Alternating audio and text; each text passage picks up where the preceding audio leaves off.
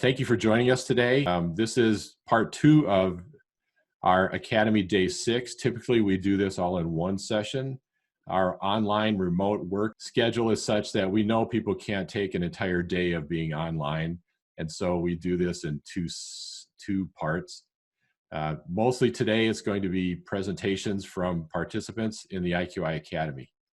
I'm going to give you a brief introduction to the Academy and the work we do, as well as what's covered in the course. And then we'll have people who are in the course do their presentation.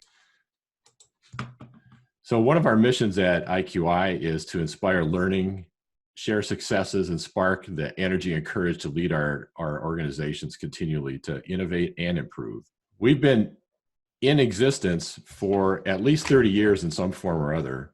IQI today began as Capital Quality Initiative. We transitioned to Capital Quality and Innovation several years ago, and most recently became the Institute for Quality and Innovation. However, our mission and purpose have remained pretty much the same throughout our entire existence. One of the things we guarantee is as you participate with IQI, you will see your work and your life differently, not just improved, but transformed. These are a list of our current board members. Terry in the upper left there is our current chairman, and Kathy is our financial person, and the rest of us on the board are shown here. We are always on the lookout for people who are interested to serve on the board. We typically meet at least once a month, if not in person, virtually. And if you have an interest in participating with us and joining in our work, please let me know. I will provide an overview today of the IQI Academy. We typically deliver it in 6 sessions. You can see the sessions here on the right of the screen, and I'm going to walk through each one of those. The value of the Academy lies not necessarily just in the tools that we present and the exercises we conduct, although the tools are very useful, but the real value is in the new perspectives provided by the system of profound knowledge. And these new perspectives allow you to actually transform your understanding of the world and what's possible. When you see things differently, you understand things differently. As a result, you become better able to understand your customers, your organization, and what's actually needed to produce improvement, which is sometimes not always readily apparent. One of the primary things that we do is provide experiential learning to convey the theories and ideas of W. Edwards Deming. And the purpose is to enable people to use those concepts directly to benefit themselves, their organizations, and their community. The IQI Academy delivers a proven principle-centered foundation of management and quality education. Dr. Deming's 14 points and his system of profound knowledge are being applied successfully by leaders in organizations throughout industry, education, and government. One of the key things that's different about the Academy, and most people, as they go through the Academy, say this is not your typical course, that you need to be prepared to do something different than what you normally do when you take a class, is we work to have you be on the court versus in the stands. It's not a lecture, read the book kind of conversation that we hold. It's let's get on our bike and try and practice. We fall down several times. Eventually, people get it. And the ability to actually know that you're producing improvement intentionally is one of the benefits of going through the work that we do in the Academy. So in day 1 of the Academy, we spend time introducing all the basic concepts, and then we add, and that's the foundation we have for the remainder of the Academy. There's a variety of learning exercises that we do. It's interesting. We're looking at how do we devise this for an online world, a remote world. We're working on that. Currently, a lot of our exercises are definitely hands-on and experiential in the room with other people. We'll see if that continues to be the case, if it's possible, or maybe we'll be transitioning to something different in the future. The second day of the Academy, we focus on voice of the customer. We introduce the concept of the voice of the customer system gaps. We go through all 7 of those. We focus on a definition of the voice of the customer that includes the idea or concept of jobs to be done. We understand that who we serve is a person or organization who is also serving a series of customers. And the better we understand our entire chain, the more effective we can be in delivering the right things to get their jobs done. And we also work on understanding our customers better through customer stratification and development of personas.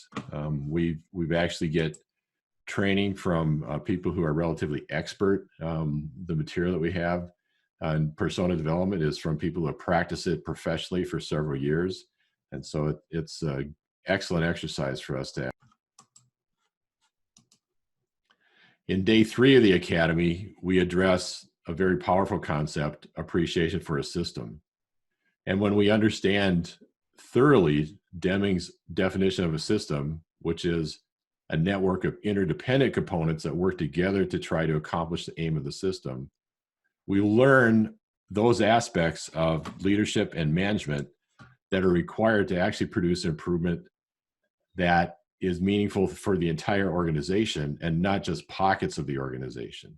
Frequently we see improvement efforts that don't hit, so to speak, the bottom line of the organization. If we added up all the benefits that people attribute to improvement activity, we wonder why they don't show up as a total benefit for the organization. Understanding a system is one of the reasons that we can look at and see that we are not appreciating or understanding a system effectively when we do our improvement work. And this is critical to us to making a difference overall. We introduced several principles through discussion and practice and lessons throughout day 3, as well as a series of exercises that help us demonstrate what these principles mean and help us understand them in a way that's different than just through discussion or observation. When we go to day 4, we begin a conversation about understanding variation. Dr. Deming, in one of his later interviews, said it all had to do with reducing variation. Now, some people have misinterpreted it to say that's the only thing, but that's not true. But what we look at is it's very important for people to understand what variation is and what the information contained in our data tells us about variation. Most leaders and managers don't receive the type of training that Dr. Deming provides.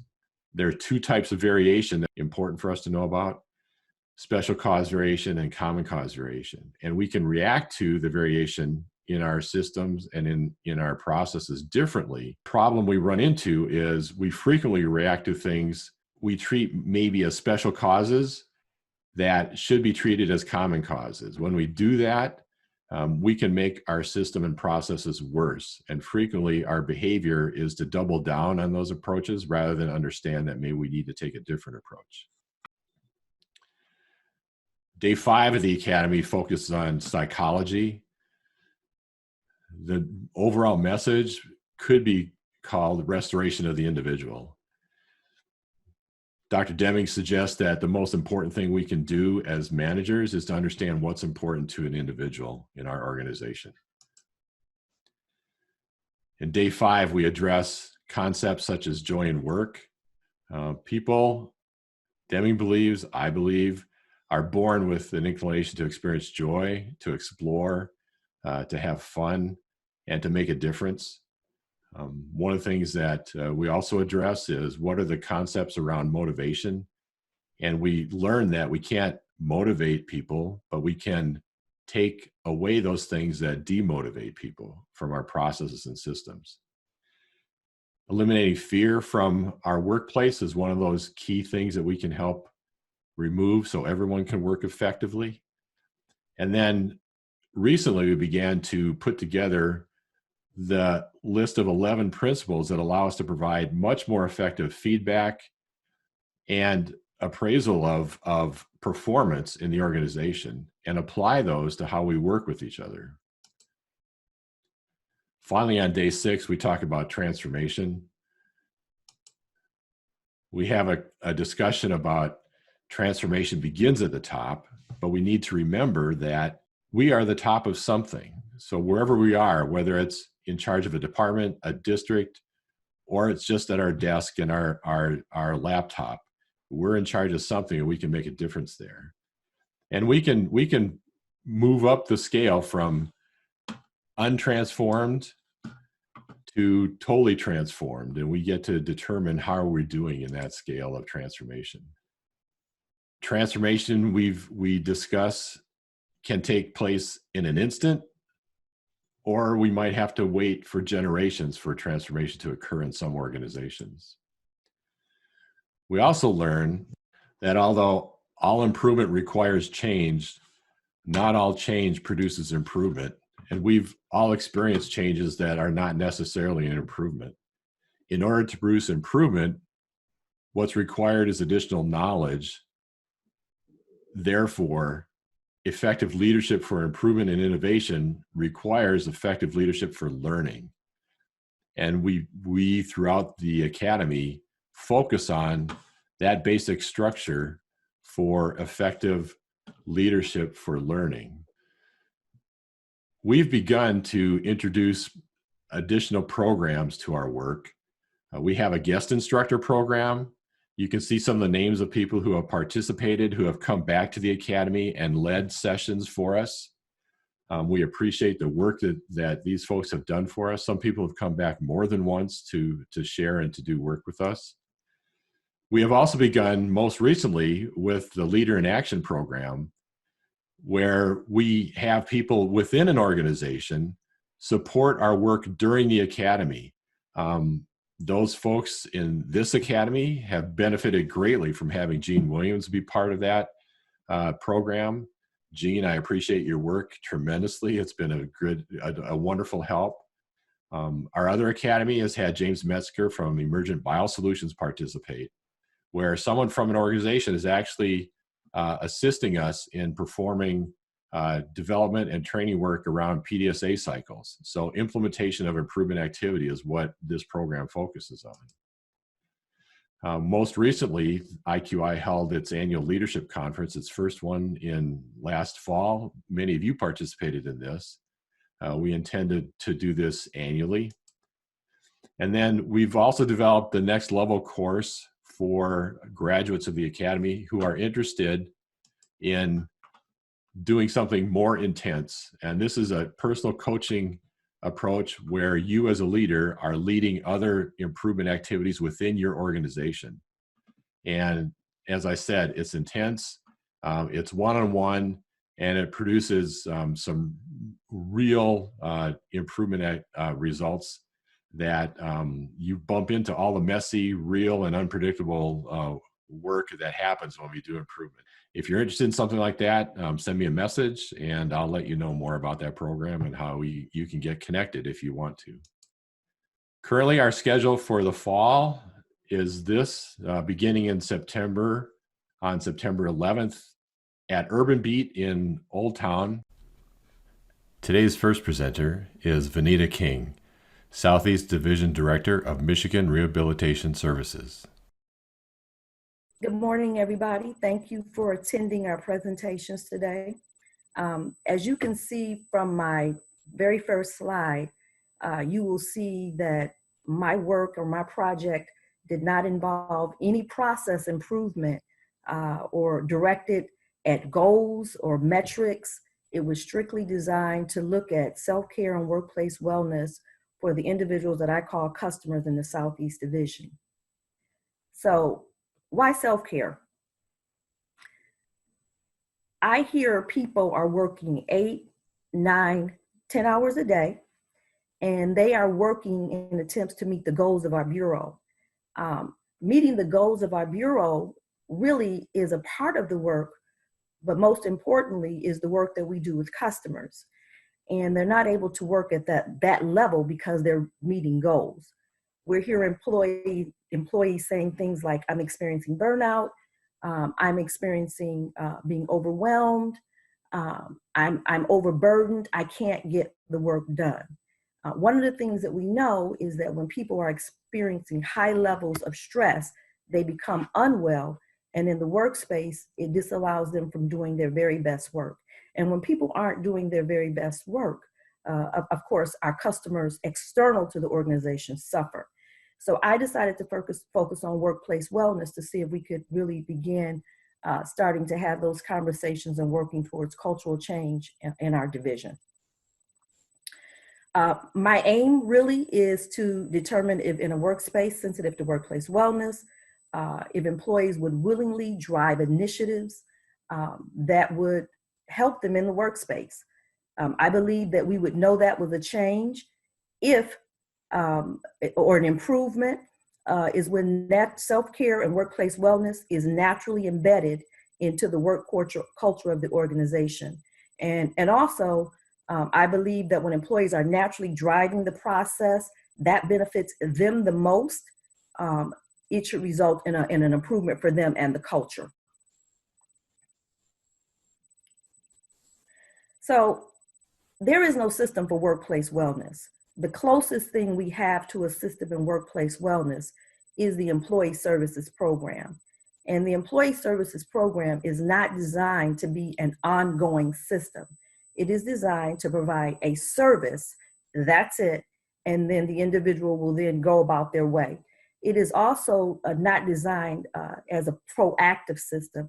I had an opportunity to speak to one of the social workers at the ESP program, and I said to her, how often do people come to you and say, you know, I'm really thinking about workplace wellness or self-care? She says, never. People come to us when they're really stressed out and they're looking for resources for themselves or their family members, but it's not a sustained system. The state of Michigan sustains it for the employees, but it's not a system that in any way would sustain workplace wellness and self-care.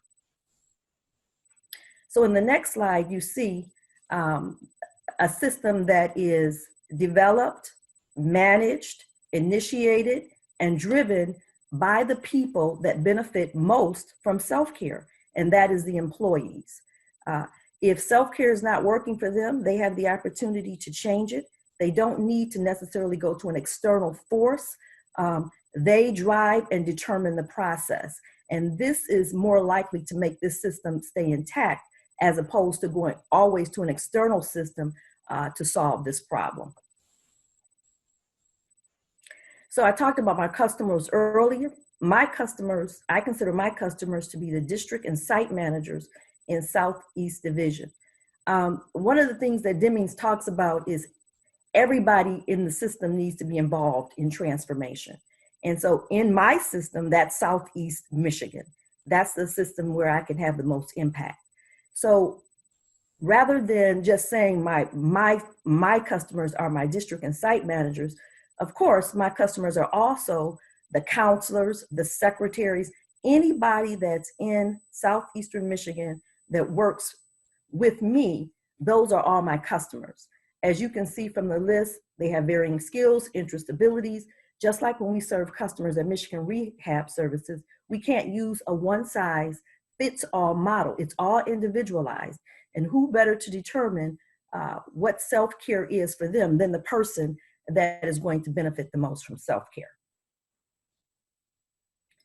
So I started my work by doing surveys. And the reason I did surveys, number one, I wanted to hear from the voice of my customer. Number two, I did not want to make any assumptions about what people knew about self-care. And number three, I really wanted to assess their feelings around self-care. And so I did three surveys over a period of 3 weeks, and I got about a 94% response rate. In those surveys, I asked, what do you know about self-care? 100% of the managers, the 14 of the 19 respondents knew about self-care. They were able to describe 2 to 4 self-care activities. 100% of those individuals believed that self-care was important. They said they would support it. 100% of the districts in this division have no written self-care or workplace wellness activities within their districts. 4 of the 6 districts indicated that they had the following barriers, and 2 districts indicated that they had no barriers. So I started my PDSAs. I did 11 PDSAs in 6 districts, 10 sites, and about 120 staff. And it took me about 2 months to do that. I received 100% response rate in that. No site said, I don't want to do this, of the sites that I contacted. So they were all responsive and receptive to exploring workplace wellness and self-care. So I decided to start my first PDSA in a district that indicated they had no barriers to self-care. And what's interesting about this is that while I requested a district response, pockets of sites within the district described that they did have barriers. And so I started my first PDSA with a site manager that says, yeah, I do have some barriers, but where a district manager said I did not have any barriers. And so what I did was I asked those individuals to individually practice self-care and to journal that experience for 5 days. And I provided them with some resources.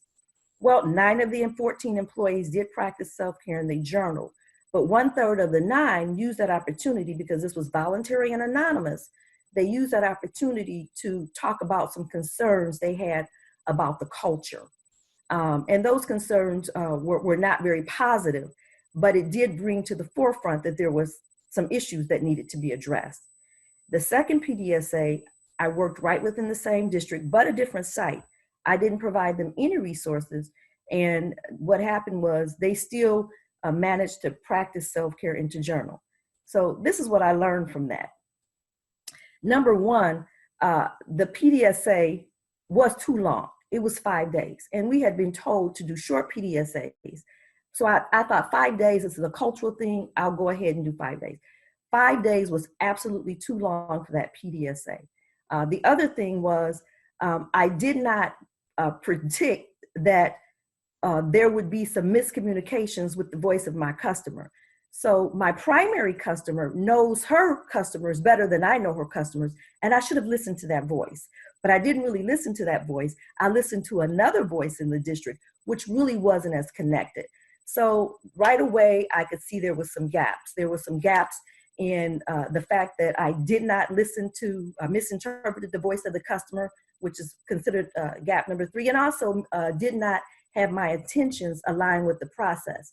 I had to ask myself, why am I asking people to journal for 5 days? Is that the goal?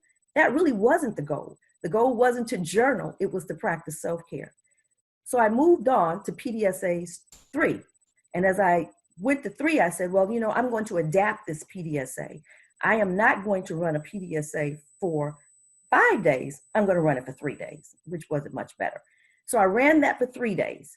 And the results were that, I asked them to, in addition to do the journaling, I said, now I'd like to see if you can develop a workplace self-care plan. Please work with a staff person that represents the voices of the customers and develop a self-care plan for your site. That individual was able to do that. But what I learned was no one journaled. No one did personal self-care plans. So I moved on to self-care number 4, and I said, well, have the staff drive the process. I still want to see if they're going to journal, but have the staff do it. Well, I went out of the country for 2 weeks, and of course, there was no opportunity for those individuals to communicate with me. And as a result of that PDSA, of course, there were more gaps. Number one, there was the intentions and the processes were again misaligned because journaling was not the goal. And I had to go back and ask myself, do I really know the aim of my own project?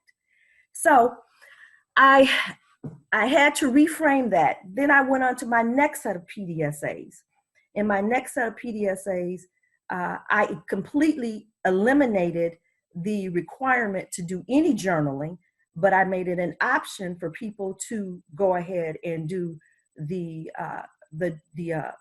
self-care, personal self-care assessments, but I still wanted to see if people could move forward and and do the plan. So this is what I asked them to do. I wanted to determine if with resources, manager commitment, support and encouragement, staff would develop a plan. Now I learned from my prior PDSAs that when, you know, there is commitment from the manager, this was something that they would do. So I wanted to predict whether individuals would really do individual self-care plans. So you can go to the next slide, Eric. So in PDSAs 5 through 9, it was pretty much the same. I wanted to see if an employee would develop individual self-care plans. No one developed individual self-care plans. They would say things like, we have our own personal self-care plan. And yet I had heard from individual voices that these were some of the same voices that were saying they were stressed out and they were overworked, and on and on and on. So the lessons I learned from this is that the sites will develop a self-care plan for the site, but it wasn't drilling down to the level of the individuals. So I wanted to sort of think about, let me redefine how I'm going to look at this. Now, as all of this is happening, of course, we have the pandemic coming into view at this time. You can go to the next slide, Eric. And these are just samples of PDSAs.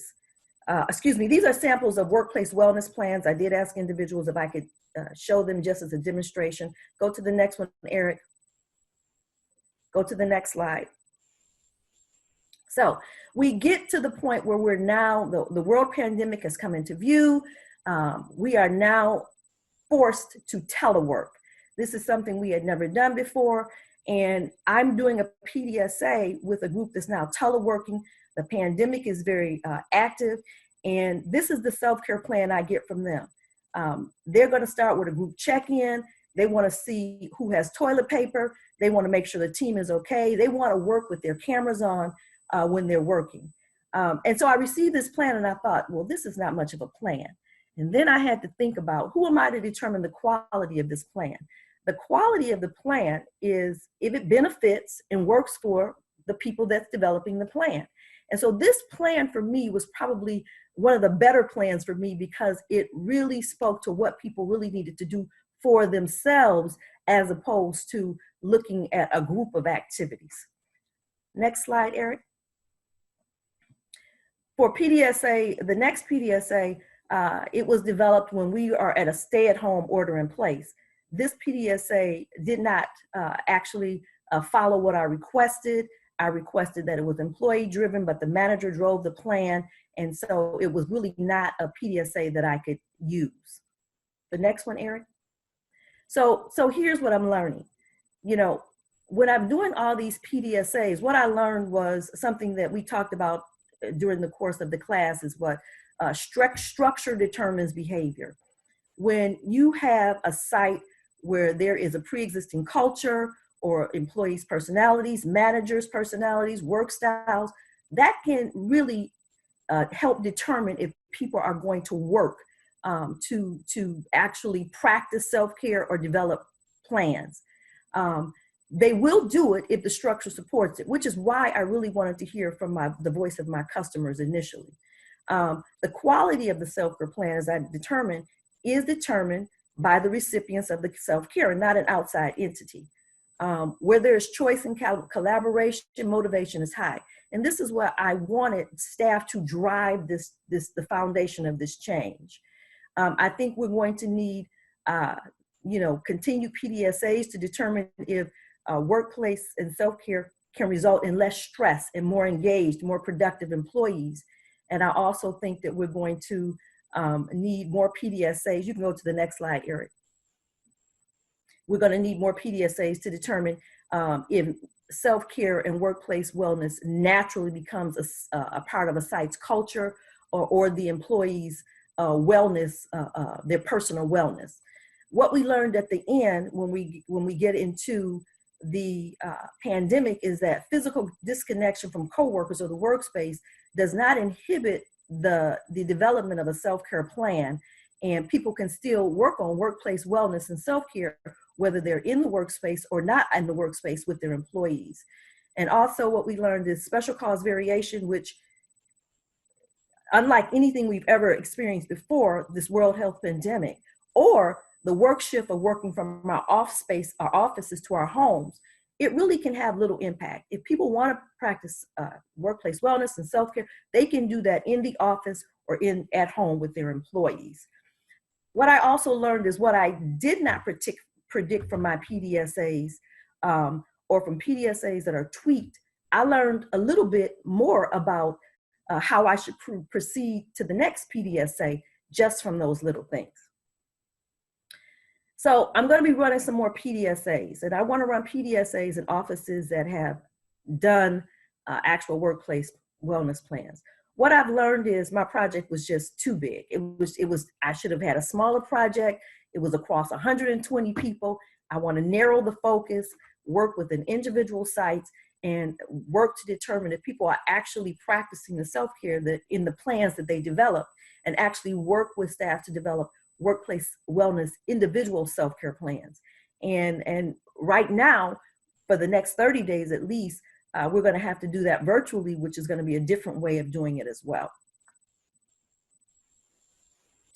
So in the end, we know that taking care of ourselves isn't easy, but it's essential to the work we do.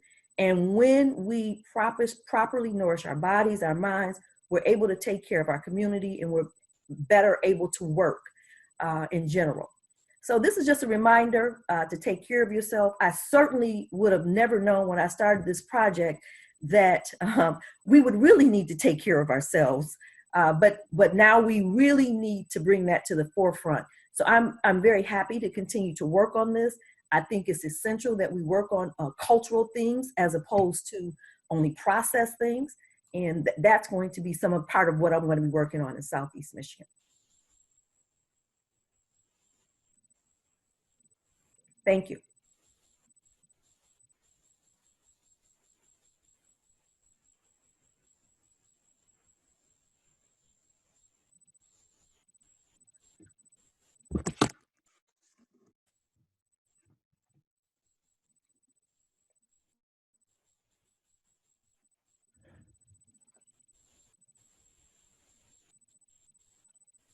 Vanita, do you have on your chat box on the side? I don't. I'll put it on. Okay. Thank you. You're welcome. This was very timely. Wow. I bet you learned a lot. Nice job.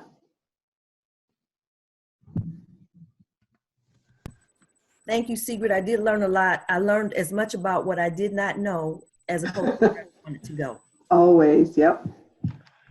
That was great. Very nice, Vanita. For our next presentation, we have two presenters, Adrisa Caesar, Oak Park Site Manager, and Vicki Wright, Clinton Township Site Manager. Yep, I'm ready. Good morning, everybody. I would first, before we get started, I would like to acknowledge some individuals that have joined, and my Oak Park office crew. Many of them are present, and also my twin sister, Adrima, is joining. So thank you all for joining and being present with us this morning. Okay, Vicki? All right. Well, good morning, everybody, and thank you again for joining us. I'm Vicki Wright, one of the site managers from the Macomb District office. And my name is Adrisa Caesar, and I am the site manager from the Oak Park office.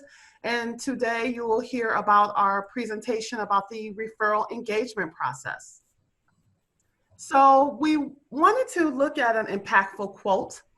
And the most impactful quote throughout this entire process has been the deep dive shopping cart experience. And I won't go too much into it for time's sake about the deep dive shopping cart experience, but one of the most profound quotes from this entire process has been, don't use experts to focus on the process, learn from the experts. And what does this tell us? This tells us that we have to really look at learning to move away from the jobs theory move away from blaming the individual, but looking at the system as well. And our experts can help us in identifying appropriate approaches that we need to do and what's worked. But we always have to test the process. Vicki? Yes, we wanted to start with some quotes just so that we had set the stage. And one of the most impactful ones for the PDSAs that I did was the following. Truth is a poor test for knowledge. The real test is utility. A theory that enables us to do things constitutes knowledge. And if you really let that sink in, you'll just note some of the things that Eric said when he was setting the stage for what our presentations were about, is that you can't have knowledge without taking action. That's simply just information. So moving on something and actually having some action helps you to develop a theory about, how you predict things may happen. It helps you to analyze things after you take some action. So you can also look at some of those failures or things that didn't really result in the way that you had predicted. It helps you look at what those variations might be. And it also helps you to make some adjustments as you move on. So you can sort of do some small tweaks. And it's all about that, taking those baby steps towards a better future of whatever your aim may be. So what you see before you is just our referral process. It looks very linear in nature, and it talks about who's doing the work and what work needs to be done. But as you'll see in the next slide, it's not linear. And we really have to focus on the interdependency of our system. And Vicki, can you talk a little bit more about the interdependency of our system? Exactly. When you look at this, it looks a little bit kind of messy, if you will, because there's so many moving parts in what the VR system is. We have so many stakeholders. We have so many moving pieces. We have regulatory bodies, core processes, partners. But what I'd really like to draw attention to is that at the middle of all of this kind of mess and all these words and all these acronyms is the core of what we do. This is the work to be done. It's the 6-step vocational process. It's giving those business services. It's really focusing on those core services such as the vocational counseling, training, and business support service. Okay, thank you. So I want to spend just a few minutes talking about my individual process, and then project, and then Vicki and I will talk about our joint process. So my process project was more so looking at the general referral assignments that the Oak Park office received, and what was I really trying to accomplish here?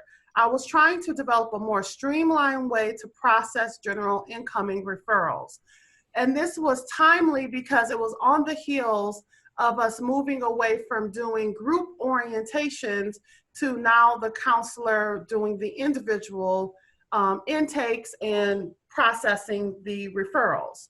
And what I really hoped for was allowing for consistency in the process.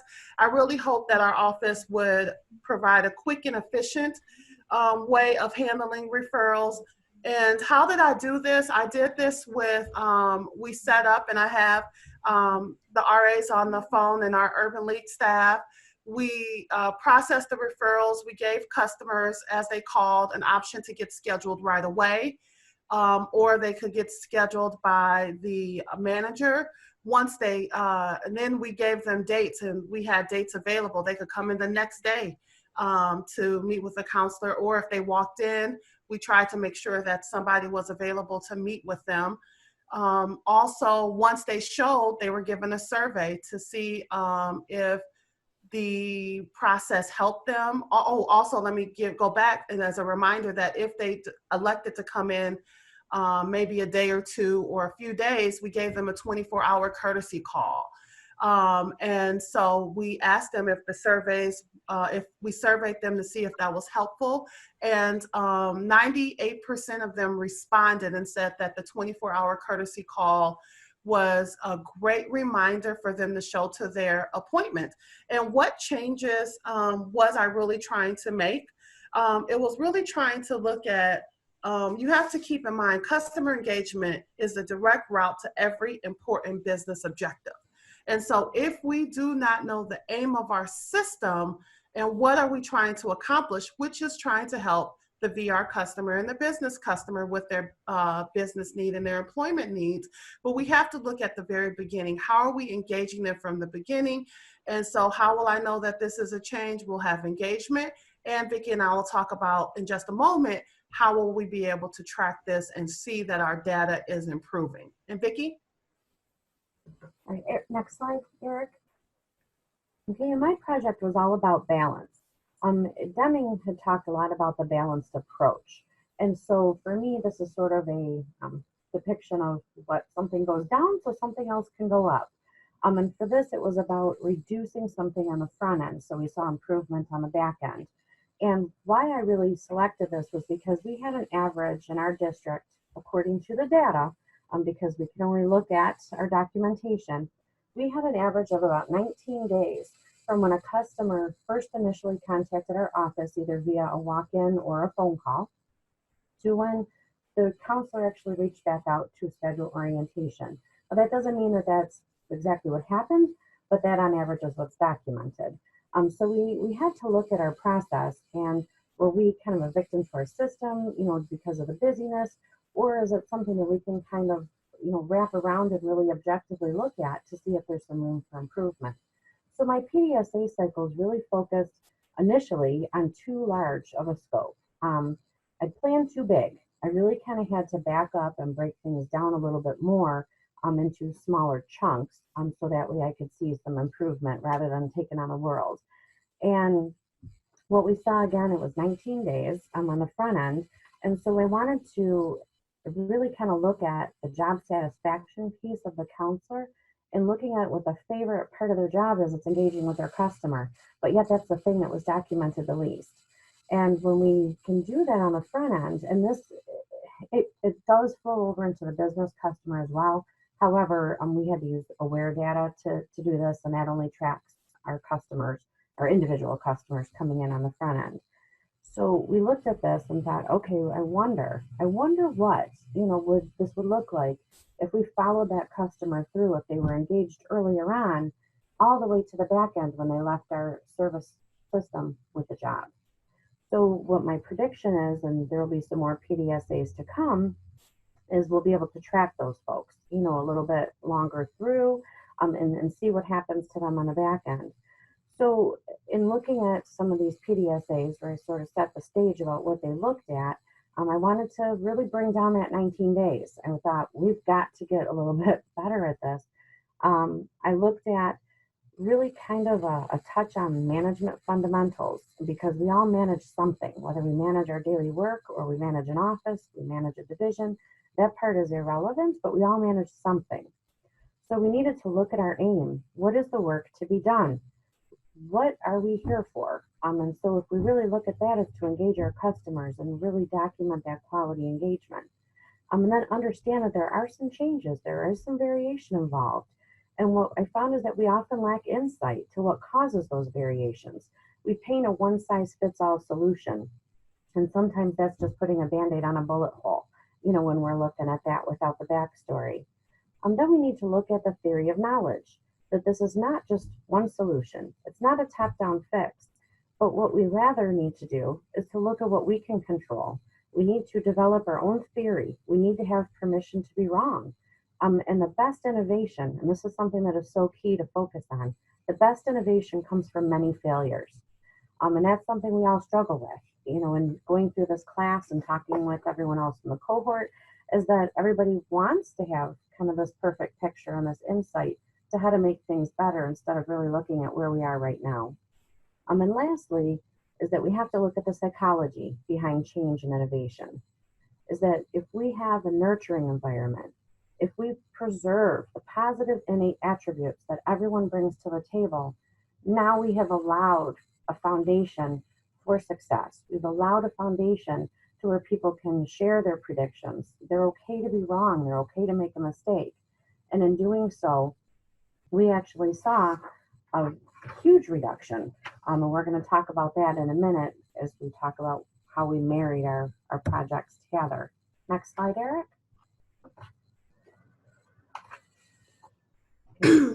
Okay, so Why is this a good marriage for Vicki's and I project?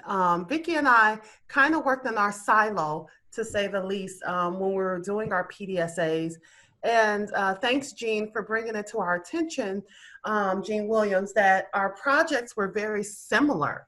And once Vicki and I spoke, we realized that our projects were very similar. I was looking at from referral to intake, but Vicki was really looking at how to reduce the referral. So next slide, Eric, so we can talk more about our marriage. Uh-oh, so I see that A slide is gone. a slide is gone, but that's okay, because we can just talk about what we want to talk about. So we wanted to blend the characteristics to benefit one another. And so on our slide, we have, is this really a marriage or is it a cloth sink? And what we wanted to do is we wanted to run our PDSA cycles continuously together in the Macomb office and in the Oak Park office, and really look at what are we trying to accomplish. We were really trying to accomplish responding to the customer's needs from the first interaction. We get out of our own way with putting barriers in place by causing delays with our own reasoning and getting focused on our current process. But this again relies on us not blaming the individual, but looking at the system. And Vicki, can you talk a little bit about how we knew that this was a change and what changes, what moves we can make? Yes, as Adrisa pointed out, there's just, sometimes a marriage is a clogged sink too. So we had this happen and some curveballs came through. One being the current pandemic, which you're going to probably see a trend in a lot of the presentations today, because we were kind of like, oh, this derailed us a bit, which is okay. So although we wanted to have kind of a nice package with a bow for the presentation, COVID-19 had a little bit of a different thought behind this. So we had to really take a step back and look at data again, because we actually had a huge differential in the number of incoming customer referrals between the beginning of our PDSA and the current date. For example, Oakland County and the Oak Park office had 100% reduction in referrals for our last 2 weeks of PDSA cycles. In Macomb, we had a referral drop of 70%, which is, these are just unprecedented numbers in looking back at the last 2 quarters that we considered. So that was definitely what we're calling a special cause variation. COVID-19 decided to really make sure we knew our stuff when it came to running these PDSAs. And, although we had those huge number drops in the initial part of it, we also saw our average contact from customer initiation of contact to our agency to the counselor reaching back out to them and documenting that they did such, went from the 19 days that I talked about earlier to 9 days. And this was until that person had an orientation scheduled. So this was a really big improvement by reducing that number of days. So and Vicki, I just want to say, in the Oak Park office, we had days that were alarming as high as 50 days of customers staying in the referral module, to in the Oak Park office, we were able to get that down to an average of 6 to 7 days. Yeah, and very similarly, we had some customers that were exceeding the 60-day federal guidelines, and now those have been brought down to that average of 9. So yes, it's been huge. And what's really important to note here is that you can't aim everyone towards the perfect target until you can get kind of everybody together and then bring them closer to that target. So again, it has to be done in small chunks. You can't just have this massive sweeping change across and have it all be regulation driven, because people don't understand the why behind it. They're not feeling that joy in their work. They're not feeling as though they're really focusing on what that core piece of why we're here. So we really need to make sure that we're kind of bringing that home, during each and every engagement. So that kind of flows into this next slide that we've got up now. No, Eric, one back, sorry. Thank you, you found our other slide. So we really needed to kind of navigate some issues though during this change. Technology was a huge one, and just all of a sudden everybody's working via remote. So that brought on some changes. We still have a number of staff in the 2 districts that do not have working cell phones for their work. We had just a few get VPNs in the last week. So this has really kind of thrown some monkey wrenches in, again, these special cause variations, which has contributed to some uneasy feelings in both our team members and our customers alike. And that affects our business customers too, in the way that they are seeing unprecedented times as well. So we need to be here and also focus on our customers and still focus on our well-being. So this was a nice piggyback to Vanita's presentation. Yep. Oh, you found it. There you go. Okay. So that's what we were referencing when we talked about the marriage or the clock sync. And so there's going to, as I referenced, there is trials and tribulations, but this PDSA cycle and moving cycles that we conducted independently, Vicki and I, and then jointly will carry on, and using our aware data and our Tableau report really gave us a sense of how quickly, since running our PDSA cycles, that we are engaging the customer. But it really took our team, it took our staff in both offices, it took us being intentional and our managers supporting our efforts in this. So I also want to acknowledge our managers in supporting us in running these PDSA cycles, because it was a little different and it really allowed others to spend more time on a task that they normally would only spend maybe 5 or 10 minutes on. So that's the end of our presentation, and we will allow it for any questions if you have any. But we want to thank you for listening to this, and our hope for the future is that we will continue to run our PDSA cycles, and we will be able to share this with other districts, because every district has different cultures that we must attend to, and that's why Vicki and I's office are very similar, but yet very different. So any questions? That was a really nice job. Thank you, too. Next up is Shanti Bailey, MRS District Manager from the Ann Arbor District Office. All right. Good morning, everybody. Can you hear me? Yes. Awesome. At least something's working this morning. All right. So my capstone presentation is on cases closed other. So why is this important? And I want to be very specific. I'm not talking about cases closed other than rehabilitated. I'm specifically focusing on cases that with a closure reason of other. So this is important because, number one, if we close cases correctly, it could lower our production numbers. So I'm pretty sure that's something everybody's interested in. The other reason why this is important is because we are in we're moving to a very data-driven work environment. So junk in, junk out. If we're not correctly entering the correct information, then it's negatively affecting our baseline reporting. And then the third reason is that the federal government requires that we validate our data. So if our data is incorrect, that means that we are not in compliance with RSA. And how prevalent is this problem within MRS? So in program year 2019, we serviced 16,065 customers. Out of that number, 68.2% of those cases were closed other than rehabilitated. So that's around almost 11,000 cases. And out of those 11,000 cases, 24.7% of those cases were closed with the closure reason of other. So that's around 2,700 cases. Those cases are made up of individuals who could be incarcerated, who could be in a hospital or treatment center, who could be called to military services. Those are individuals who were once eligible and were not made eligible. It's important because if those individuals exit the VR program, then they're no longer counted. And that's how we move towards lowering our production goal. So the three basic questions, that I was answering with this presentation. So what am I trying to accomplish? I want counselors to select the correct reason for case closures.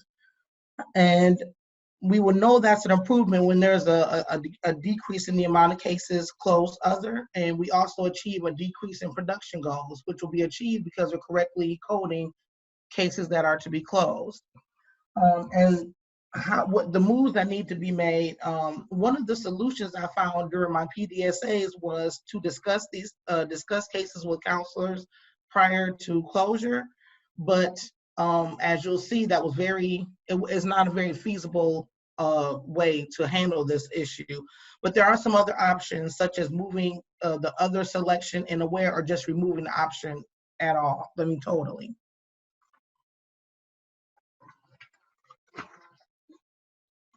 Okay, so my PDSAs, they kind of focused in the I had three different areas of focus. The first one was accessibility of data and information. How easily could staff access this information? Is it something that we needed special training on? Is it a report and aware? I also want to focus on a customer knowledge of issue, and we will talk about who my customer is in a little bit, but do customers even know that this is an issue? And if so, do they care? And then the third area of focus was a realistic way to make changes to the system. Aware, there's many different ways that we could better utilize Aware. And even if we could just switch some things around, would that have a significant impact on closing cases other? So what I discovered is that pretty much anybody in MRS has access to the data, which is a good thing. So you can easily find out what's going on. Unfortunately, internal customers largely do not know about the issue and don't see it as an issue. And external customers, they're really not concerned about it because this is more of an internal issue. And then finally, further testing is definitely needed. While I was able to find some solutions, some are realistic, but they weren't really feasible. So, and I'm not going to bore you by going through all of these.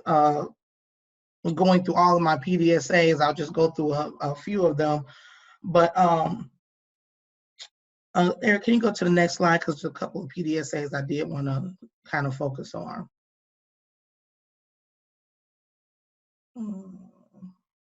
Okay, so PDSA number 4. So the question I was trying to answer was, will reviewing cases prior to closure lead to reduction in cases closed other? So what I did, I sat down with a counselor and I asked them to send me an email prior to closing their cases for a week just so I could review them. I predicted that reviewing the cases prior to closure would prevent any cases from being closed other, and I was right. If a manager is sitting there and reviewing cases prior to case closure, you're going to significantly reduce the likelihood that a case is closed other. But the drawback to that, it is very time consuming. We're all very busy individuals, and that was with one counselor. Some of us manage 15 or 10 counselors in the office. So that's not really a feasible way to address this. Next slide. So, then I try educating staff. If I'm talking to staff and I'm meeting with them and I'm telling them what's going on about correctly coding cases, would that lower the number of cases closed other? And the answer is yes, it does. But it also brought to light another issue with regards to a system within MRS. And again, that's something that I'll discuss a little bit earlier. For PDSA 6, I created a closure cheat sheet to see if that will lower the number of cases that were closed other. It did not. It pretty much staff were saying that's just another sheet of paper and they are tired of paper. Next slide.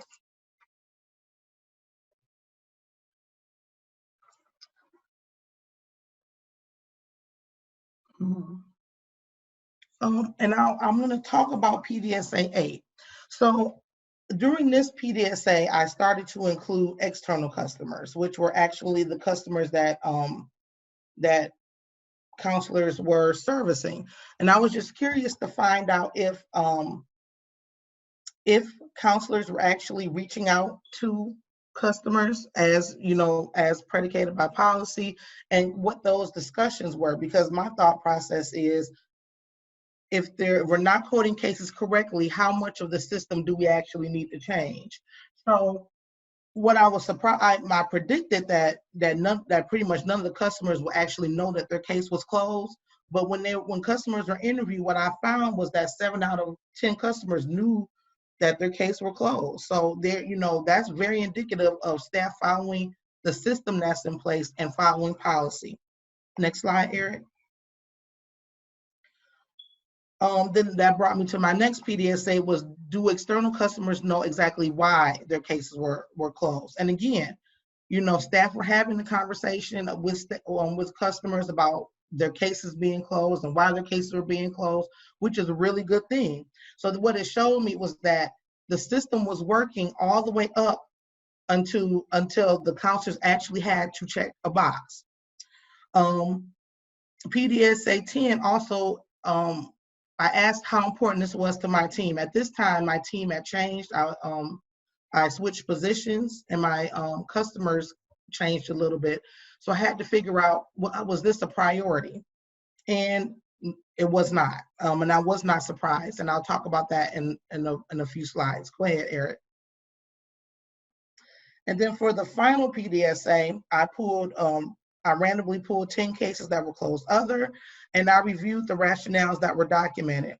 I predicted that every one of those 10 cases would be coded incorrectly, and I was right.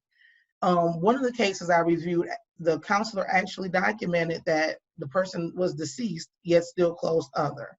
So it was kind of interesting, because if you have staff following policy all the way up to the very end, all the way up to all they have to do is check a box, what happened? Why, where's the miscommunication? So next slide. So I had to really think about who my customers were. And you will see this, I kind of broke my customer chain up into 2 different ways. I have my internal customers and I have my external customers. My internal customers are site managers, counselors, and RAs, while my external customers were individuals with disability, RSA, and community partners. So in this case, making sure the first part of this really affects my internal customers because, oh, okay, Beth. Because we need to make sure that the data that they're entering is correct, because it has a direct impact on my external customers, specifically RSA. Next slide. This is pretty much the system for closing a case, and it's very simplified due to the nature of the presentation. But a customer can come in for services, and that they can be found ineligible. The case closes at that point. We can provide services, and something happens, and we stop providing and the customer, we close the case. The customer is informed of case closure, and we're to document the reason why and click the appropriate box. As you can see, there's 14 other reasons. I have yet to come across a good reason to pick other, especially when there's so many other reasons that are more appropriate. Next slide. What I found is that we actually have 2 different systems working with this problem. We have the closure, the actual system within Aware, but then we also have our information system within MRS. Because one of the things I found is that a lot of times this information, especially closing cases this was presented to the entire MRS management team back in January during Leadership Council. And they spent a fair bit of time talking to us about the importance of closing cases correctly, how data affects our production goals, how data affects our reporting goals, and what came back to the field is different depending on what district and what site you're in. So we don't have a solid aim, even as a management team in MRS, about what it is that we're working on, and the messages that we're sending to our staff are not consistent. Next slide. Next slide. Okay. Next slide. I only have a minute left, I'm sorry. So the psychology behind closing case other. So one of the things I found when doing this project was that staff were asking, is this something else that we're doing wrong? Why is this a big deal? Am I in trouble? Our other staff in other districts being asked to provide this information. And this is how I was able to really understand that there were two systems at play, because every manager is not talking about the same things with their counselors, and counselors end up being confused. There's been so many different changes within the organization. And if you go down to even site and district levels, it's been more depending on what's going on. So staff are really confused about what is it that we should be looking at. And there's a lot of fear. Next slide. And then COVID happened. So with that, we had to, of course, closing cases other really did take a back seat, because we were thrust into having to work outside of our outside of what we normally do.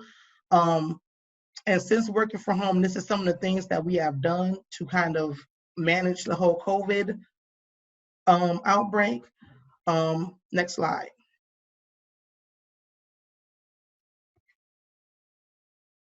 So as far as my PDA project, what's next? We need more. I definitely need to do more PDSAs. One of the things is if we move the other option in Aware, could that lead to a reduction, or could staff be simply just clicking on it, and when they actually mean to click on no longer interested in receiving services or further services? That is one of the top 3 reasons, aside from other, that case is closed. So could it just be a mistake regarding clicking buttons? PDSA seeking, can we add a stop into Aware that will seek manager approval before closing cases other, or PDS or PDS3? Can we just remove the other option altogether? So those are definitely things I would like to experience more, or look into more. Next slide, Eric. That's it. Does anyone have any questions? Nope. Okay, thank you. Our next presenter is Alvin Brewer, Site Manager, Port Huron Office. Good morning, everybody. Today I'm going to be doing my capstone presentation, and I did mine around federal activity due. So Eric, let's advance to the next slide, please. So I got this quote from one of my mentors, Gerald Johnson. He's the Executive Vice President of Global Manufacturing with General Motors. I've been knowing Mr. Johnson probably for over the last 12 years, and he's been a really good mentor to me. And he shared this quote with me from Demi. He actually got a chance to meet Demi while attending MIT in the late 80s when he was getting his master's degree. And it kind of represents in regards of my leadership style. And it says here, the aim of a leadership should be to improve the man and machine, improve quality, increase output, and simultaneously bring pride to workmanship. I think that's very important in regards to the work that we do, but also in a negative way, we also want to, some supervisors can find faults in people versus learning what the cause of the faults are to help the people out and make them better in the workforce. And I think that's important. So I think that's why I did my PDSAs around finding out what was going on, causing us a high non-compliance with the overage activity due. Next slide, Eric. So I asked myself 3 basic questions here. What is my aim? What is my goal here? And my goal was to eliminate overage activity due within our district. That was my aim. That was my goal, because at the present time when we first got into IQI, that's where we was falling out of compliance with there. So the second question I asked myself, how would I know this change has improved? Well, we're no longer showing up on the activity report. I'm no longer getting no emails from Hillary saying this application past due, application to eligibility, or eligibility to service is past due. So, because once you get those emails as a site manager, and you see your manager is CC'd, your division director CC'd on it, it makes you kind of cringe a little bit. So, I'm the type of person I like to take pride in my work and the people that I work with. So what can I do to prevent this from happening? And so the next question I ask myself, what moves can we make to, that will result in improvement? Notifying counselors of upcoming activity dues so we can stay non-compliant in this area. and that was my plan of action. And I thought that was very important that we do that. Now, a lot of counselors, we always talk to make sure that we are moving our cases accordingly. We have 60 days to determine eligibility and 90 days to develop a plan. But sometimes as counselors, they can get lax and things can, get mishoused somewhere, and all of a sudden you fall out of compliance, then which causes a lot of issue as a bureau, because we had corrective action in both areas. So I wanted to see what could I do from a site manager standpoint to improve this process. So all my PDSAs were around to improving this process, and what can I do as a site manager to do this? So ultimately, I wanted to eliminate overage activity due within my district. So how did I do this? And I did this through multiple PDSAs. So we started having something called Monday Morning Blitz to review all upcoming activity due for 60 and 90 days that was coming up there. So, and the first couple of PDSAs, I met with my top offender who kept showing up on the report. So what I did, I started off with a small group, because I figured working with a small group, I can just kind of find out what's going on, what's causing them to always to come non-compliant in regards to areas of activity due. So basically when I got to talking with the counselors, I found out the reason why. They didn't know why this was so important. So I explained to why the reason was so important. And once they know the reason why it was so important, I saw a shift. I saw a paradigm shift in their way of thinking about in regards of activity due. So, so what I predicted that 75% of the counselors will start getting that activity due for that particular week by Wednesday. But actuality, 90% of the counselors got it done by Wednesday.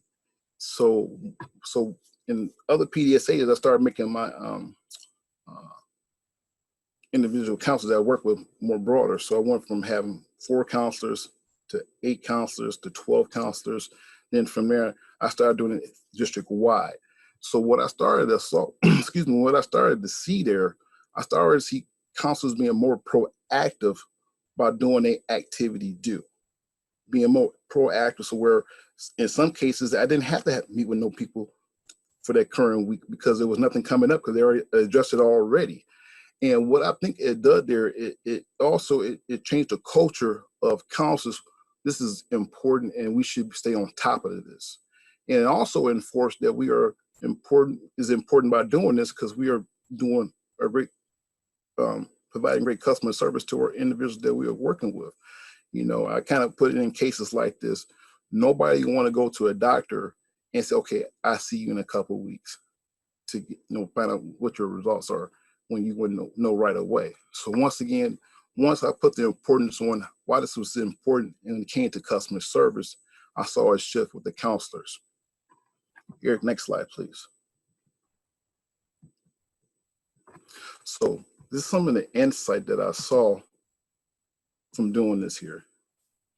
PDSAs are very important because it's going to stimulate continuous improvement in people and process. Demi talked about this very clearly throughout his book in New Economics.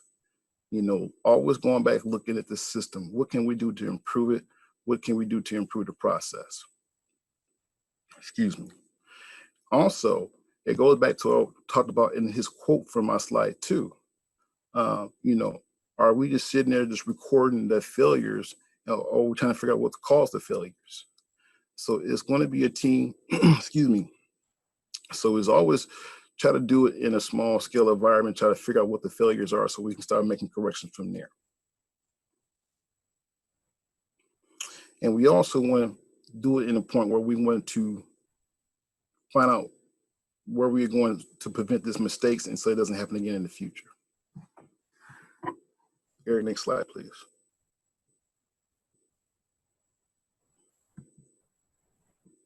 I'm sorry, I lost myself here. So, there is psychology. It's one thing I think that's very important here. We understand we are working with counselors that have different ways of learning and different ways of doing work. So we have to know our different variations in people, and how that's going to help them in regards to doing their work. So we have to take a different approach, take a different approach for each person. We just can't have this cookie cutter approach for everybody that we work with. I'm speaking as a site manager. I have a different approach for each person I work with. I might work with Louise different versus where I work with George different, or how I might work with Amy. So we don't, sometimes we just have this cookie cutter approach and say, okay, everybody do it. Like, I want you to do it this way and this way only. So we have to, as a site managers, customize how we work with our individuals. And also you want to make sure that we're taking responsibility on ourselves to try to, change the system, but also have it where the employees are getting involved and to enjoy what they are doing. And so this whole course has been a really eye-opening for me, because I'm a very person that like to keep things simple and keep processes easy, because that's how I am, that's how I operate. And so it has gave me an opportunity to kind of step back and look at a lot of things that what we are doing in the office, the district, and the division, and see what could I do to improve certain things. So I think a lot of people say, we have different aims at different levels within management, but I only can control what I can control within my office in my district. So that's what I'm trying to do here. And one of the simple things I could control within this situation was to improve our activity due, so we don't come non-compliant on those reports, and so we can get off a correction action plan as a bureau, so our district can help towards that goal. So that was my presentation for the day. Do we have any questions here? Alan, that's excellent. I love your insights. I love the quote you started with. I really appreciate the work you've done on this. Thank you. That's it for me. Thank you. Monica Robbins, Business Relations Consultant from the Business Network Division, Region 4, West Central District, Muskegon, Michigan, is our next presenter. All right. Hello, everyone. My name is Monica, and today I am going to have a conversation with you in regards to my journey through the IQI learning process. So when I started this course, we were given some pre-work to prepare for our engagement with Eric in the first session. And part of that, I was thinking, what is my system? What do I work within? What kind of guides the work that I'm doing? And I look at our mission and vision for the agency to help provide some direction with that. So looking at the mission, it talks about developing customized workforce solutions for businesses and individuals with disabilities. So systems view the structure, of course, of the system creates the behaviors, and we must change the structure of the system in order to change the behavior. So when I first started and I presented some ideas to Eric in consideration for approaches for PDSAs, I had these big grandiose ideas, overarching ideas of how I was going to solve the problems of the way I engaged with my district as a business relations consultant. And I met a lot of resistance with that. So when I received feedback from Eric in regards to my concepts and not bringing it down into smaller, more manageable content, I started to be resistant to this system of new learning.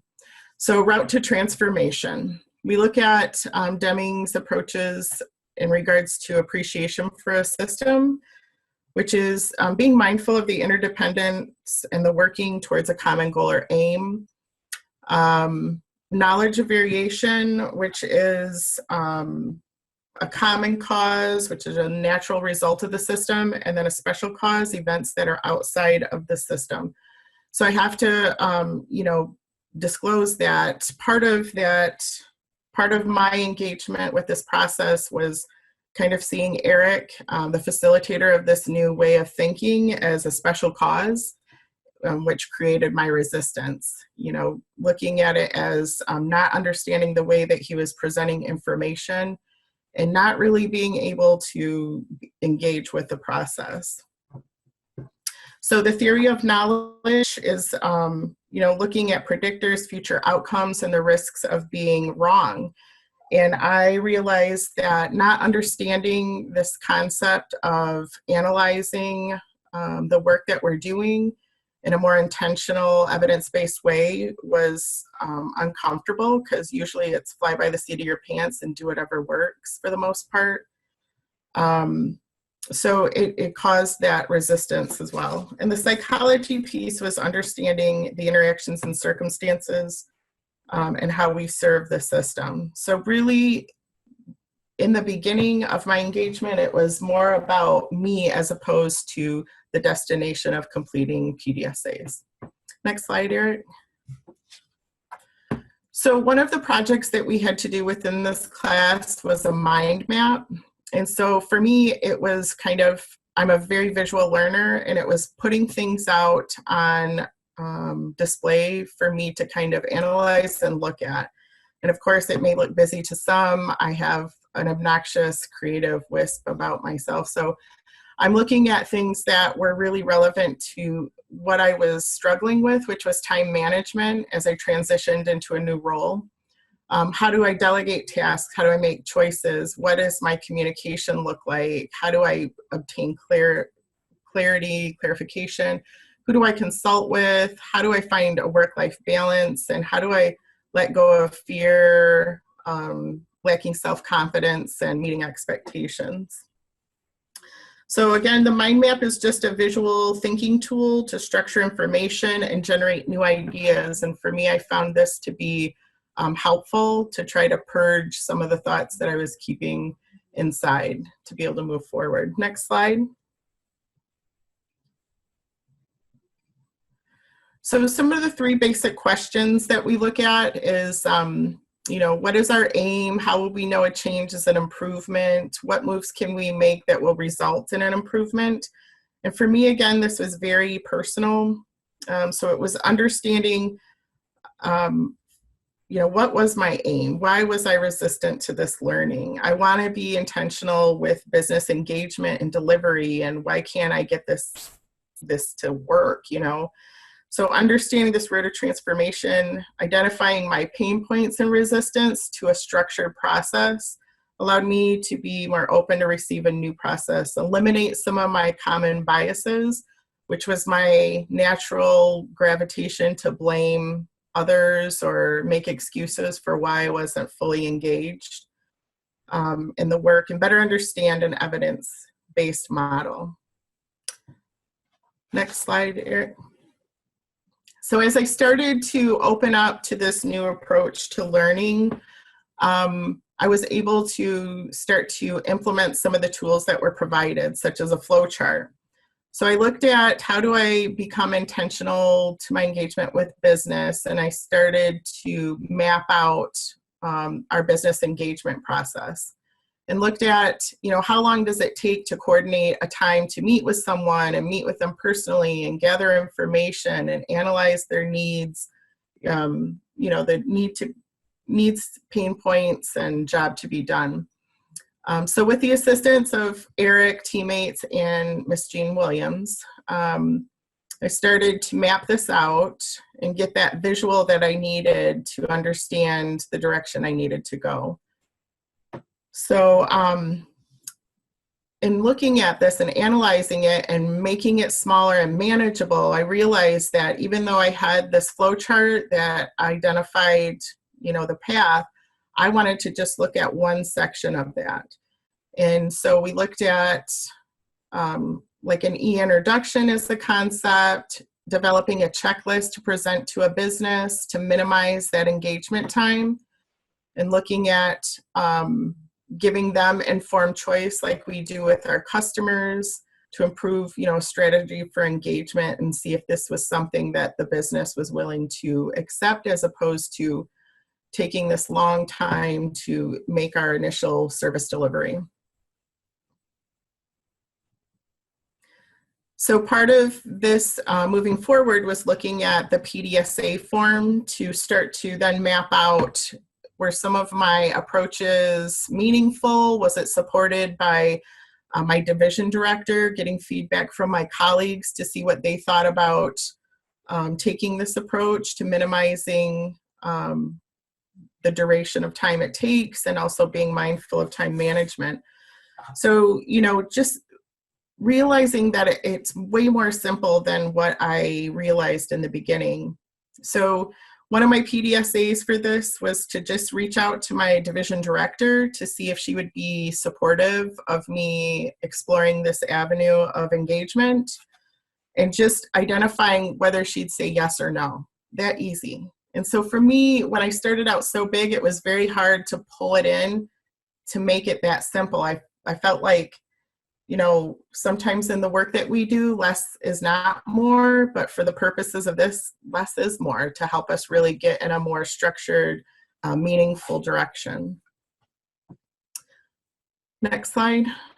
Okay, so how did this change my perspective of the meaningfulness of PDSAs in a structured process? It just helped me see that, I needed to stay customer focused and be mindful of all of our interconnected relationships and honor those relationships as a voice for feedback, for improvement.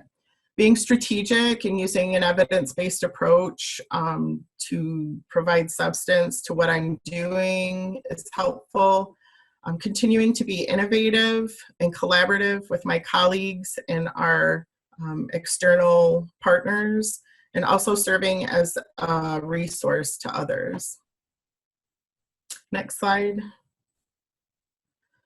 So again, this was more about the journey for me as a participant of the IQI training. So I feel like personally and professionally, I realized that it is about me to be prepared. It's my responsibility to be prepared. Like, playing the blame game or playing the victim is not a healthy way to be engaged in this learning process.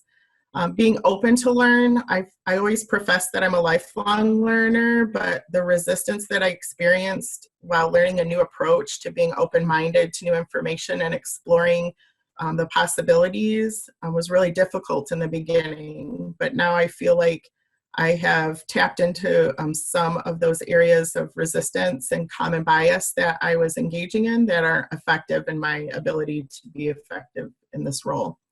Communication is really key. So being vulnerable and not being afraid to fail is really important. If you don't communicate what your needs are and reach out to your resources and support system, you'll just stay stuck. And challenge your resistance. Never be afraid to challenge the resistance that you're experiencing, and take responsibility for where that comes from, as opposed to, putting it on someone else. So this has really been a transformative experience for me. I think I'm to the point now where I can start to fully engage in the PDSA process that we've been presented. But ultimately, it was more about exploring some of the emotional dissonance and resistance that I was experiencing. So that's my presentation. Thank you so much. If you have any questions, please drop them in the comments line or give me a shout out. Monica, that was excellent. I think you gave us a wonderful demonstration of what it really means to be a lifelong learner. I appreciate your willingness to share your journey. It's made a difference for me as I've led this course. And so you've made a contribution, I think, to all of us. Thank you. Thank you. Next, we hear from Angela Blanchard, Occupational Therapist, Business Network Division. Okay, welcome everybody. Thanks for joining us. Okay, so I'll tell you a little bit about how my project, how it was born. So I go out into the field quite a bit and serve our customers, but sometimes our customers include our own MRS employees, our own state workers, DHHS employees. And what I have noticed through gathering my own experiential, observational, and anecdotal information is that you can do an ergonomic evaluation on somebody, you can provide them a new chair if they have back pain, but really as an OT, I am trained to look at the holistic person and how they fit into the environment. And so I saw an opportunity for workplace wellness. And so when the Academy came about, I just thought, well, now is the time to implement or think about what a workplace wellness program would look like. So the aim of the project was to increase workplace wellness by engaging employee participation in an inclusive, cost and time efficient wellness program targeting physical, mental, and emotional health. And as you can imagine, and just like Vanita said, I kind of bit off more than I could chew, but I still see value in this project. So I still went ahead and did it anyway, knowing that there were going to be difficulties with measurability and exactly how are we going to measure wellness, because there's so many moving parts there. So the benefits would be increased mental, emotional, and physical health and wellness among employees. And other reasons would be increased engagement, satisfaction, mood, and cohesiveness among our employees. And again, factors that I had to consider were, what is wellness? What is the current state of wellness in the employee? There's so many moving parts when it comes to physical, emotional, and mental wellness. So the basic questions I was asking initially were, are employees even interested in this? And how do I engage our employees in a wellness program with my really limited, I felt limited power to affect change? But as you'll see, I don't believe that way anymore. So week 2 was to offer activities and educate our staff on at least one element of health and wellness per week. And then week 3 through 6, increase participation in the program, obtain feedback, and adapt or improve the program.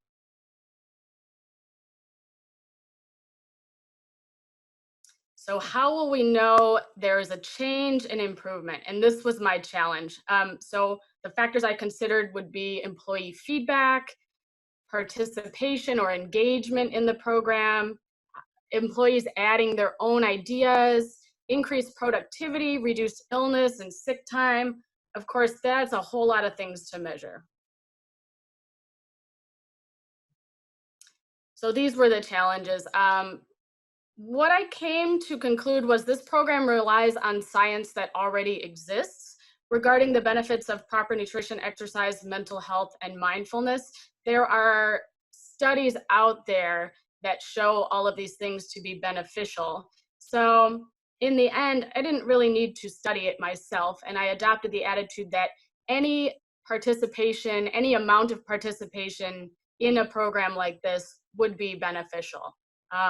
But again, improvement was difficult to measure under the scope of this project. Workplace wellness is a broad, holistic concept, and improvements may occur in ways that can be difficult to capture. So example, after we meditate, somebody might say, wow, I feel really relaxed. But does that indicate, a long-term change in their health? It's hard to say. And the third question, what moves or changes can we make to result in improvement? And so for me, that was identifying employee interest, designing, developing, and implementing the program, marketing, obtaining the feedback, identifying barriers and improving upon the program, changing culture, and using the results to address other parts of the system that affect wellness. So, as Vanita indicated as well, our current system is very limited. There's little to no system. So to me, that included things like our benefits, our health insurance, a more reactive approach to health and wellness, sick and annual leave, and then the employee services program is about the closest thing I can think of to widespread health and wellness program.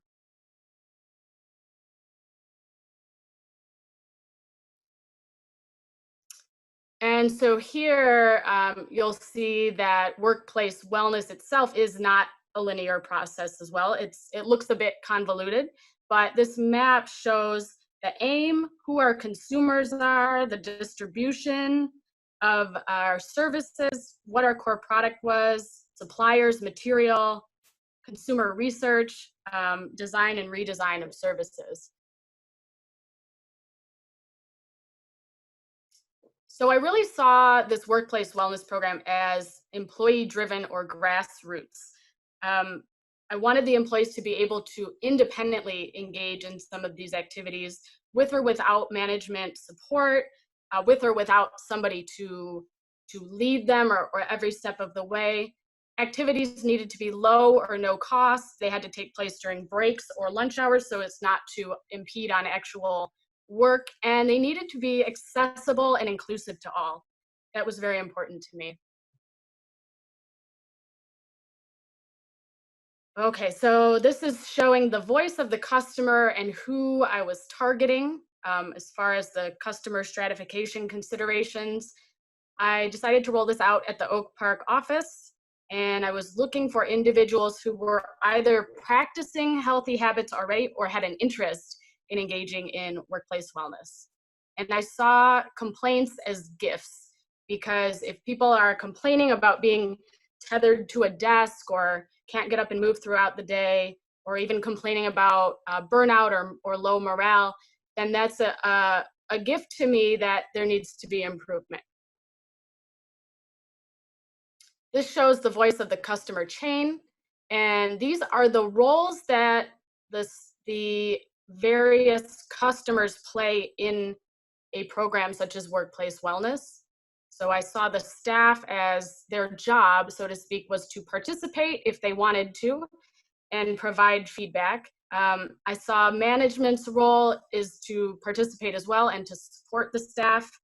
We didn't get that far as to rolling it out to a district or a division, but I already knew that Vanita was on board with this too, so that was very helpful. And Adriza was extremely helpful as well. So our first PDSA was a survey to look at, first of all, are employees interested and what exactly are they interested in? So everybody that responded indicated some or a lot of interest in workplace wellness. And the top motivators included internal motivation and team building. And that one actually kind of surprised me, that they saw it as an opportunity to build cohesiveness among the team. And the top answers for desired gains included stress and tension reduction, mind-body awareness, and increased concentration. So I decided to do yoga for several reasons, but one being anybody can do it. It's inclusive, it's adaptable, it's not generally requiring a ton of exertion during during the middle of your workday. You're not going to get all sweaty necessarily. So we started doing yoga on Fridays in the Oak Park conference room, and it was open to all staff. We picked the lunch hour to do this, and I was your teacher. And so what I had predicted there was, I thought, well, maybe about 2 to 6 people will show up, because I had my ride or dies, Lindsay and Christine, who pretty much always showed up, but I didn't know if other people would participate. And the outcome was usually the class sizes varied from about 3 to 5 participants. And the feedback was generally positive, but it didn't translate into the same people showing up every week. So when I asked staff about why or why not they decided to participate, some of the reasons came up: scheduling conflicts, they were too busy or working through their lunch hour. Some people just never tried yoga or reluctant. They think there's a misperception that yoga is for flexible people, and it's actually not. But there was a resistance or reluctance to trying something new, or basically a disinterest also, or they forgot their clothes, or they're mad, or they didn't want to get sweaty. So I looked at moves I could make to adapt our class to increase participation. So I could offer other activities other than yoga. We tried modifying it. We did trap yoga 1 week at the request of someone who wanted more upbeat music. We did chair yoga. which requires less exertion or physical level of physical activity. We did a yoga and meditation combination. And then I tried to market by sending out calendar invites and emails. I used positive peer pressure to encourage staff to invite their office buddy. And I brought extra mats so people could, if they forgot one, could use mine. So all of those things still resulted in the same thing, about 2 to 6 people on any given Friday. So our next PDSA or activity we tried was called the Big Salad. And so we picked a recipe, or actually I picked the recipe, and I had people sign up, bring in 1 or 2 items to make a salad bar. We had 10 staff participate in that one. That time I had predicted about 5 people and we got 10. So it turns out that people like to eat, because that was the most participated in activity.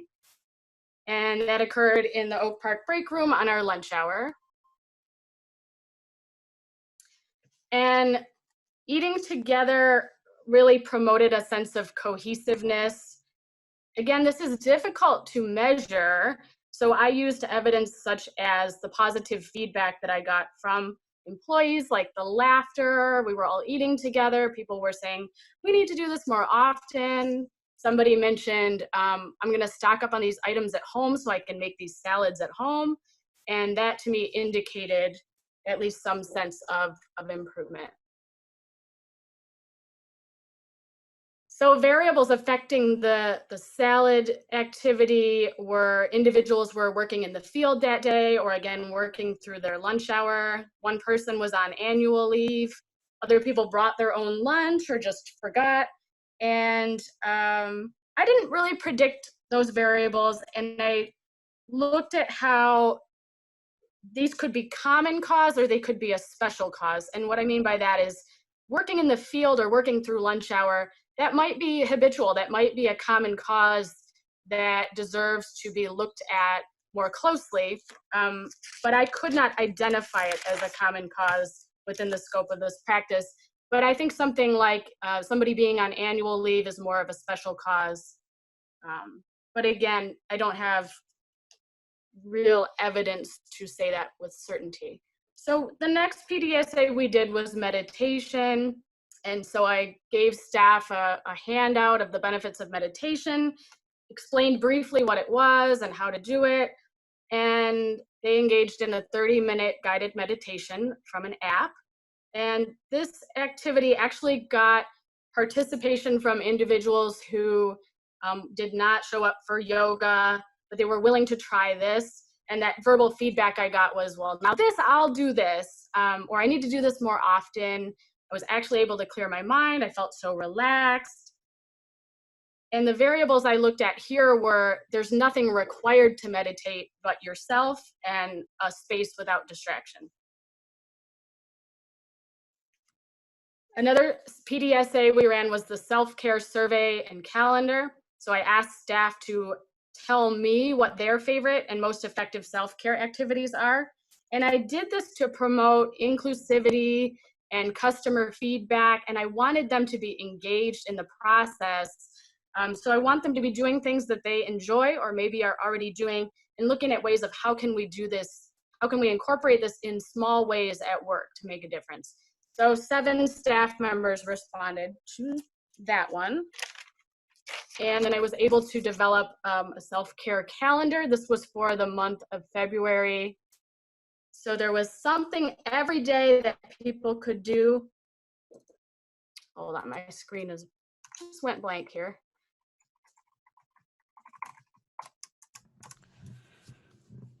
Every day that people could do that took, less than 5 minutes and could hopefully make a difference in their overall perception of their well-being.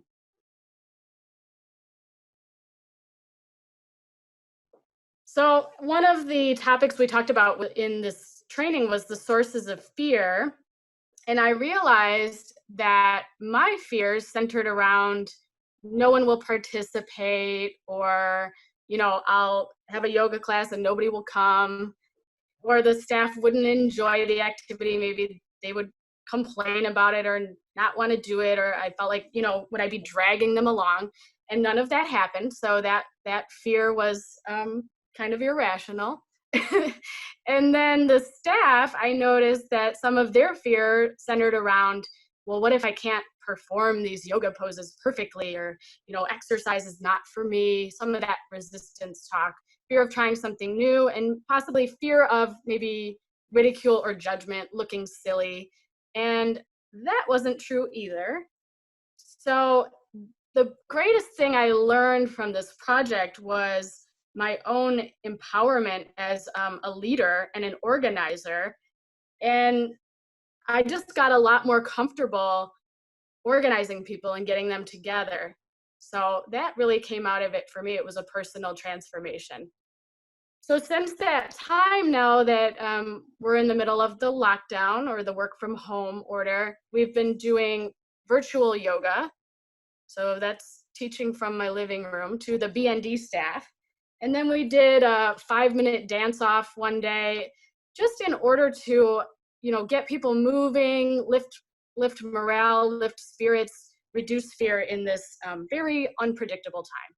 So thank you and namaste. Angela, that was excellent. I think there's a couple things that you brought out that were really powerful. One was your insight around not everything that's important can be measured, but somehow we have to manage it.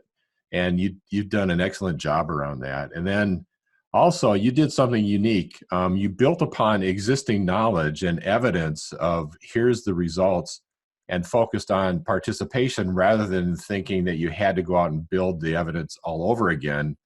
Why not use the existing knowledge that we have out there and use that as a foundation, and then increase participation, knowing that the good results are already proven. So that was a really interesting insight. Keisha Hall-Dilligard is our next presenter. She is a business relations consultant, Business Network Division, Prosperity Region 10, Western Wayne, Michigan. All right. Are you all set, Keisha? My presentation was about how to reduce rework. So I know that Eric has kind of given everybody a quick overview about IQI and how it offers different tools and methods to be used to improve service delivery. And when applying these goals, these tools, but the cool thing about it is to understand that it didn't have to take place over a long period of time, nor did it have to include a lot of testing for effectiveness and things like that. So I am someone who really, really struggled. Next slide, please. Because after the first day, I had so many ideas and I was so excited because I felt like I had tools to change the world. So after I identified what system that I wanted to improve, which was kind of difficult to me because I started with several different ideas, what I thought to be great possible projects. And Eric and Jean consistently said, think smaller. And I'm like, but I have all these great ideas. So my thoughts were all over the place. And that was evident in reviewing the 3 basic questions that we had to answer for each class each week. So in a minute, I'm going to go through those 3 basic questions and you'll kind of see how my responses were all over the place. But once it got down to day 3, 4, and 5, I was getting a little more consistent about what it was that I might want to do. So as you've heard before, our 3 basic questions are, what are you trying to accomplish? So in looking at what I was trying to accomplish, what are we trying to accomplish? So as you see on day 1, improve information sharing. So in the position that I currently have, I'm in a position where we're constantly providing information, we're information sharing. And sometimes we come across those situations where it's kind of difficult to share information, maybe depending on the relationship that you have, and you're trying to make sure that you're on the same page. So of course, I want to improve that process for everybody that's involved. Also, to increase knowledge of disability and reasonable accommodation. You know, how do you work with a business who does not want to work with you, although you know that they're not in compliance? So how do you increase that knowledge, and how do you have that conversation about disability and reasonable accommodation? So that's one of the things that I was looking at as well. Also, on day one, see, I had a lot of things going on here. Also on day one, I said I was going to schedule a meeting with our partners to discuss ideas about the reverse job fair. Once again, that was another different project that I had in mind. Day two, increase business services. So on day two, on those basic 3 questions, what are we trying to accomplish? Day two, I had switched. Increase business services to assist one of our partners. Day three, decrease delay of B&D referrals. Day 4, completed referrals to B&D.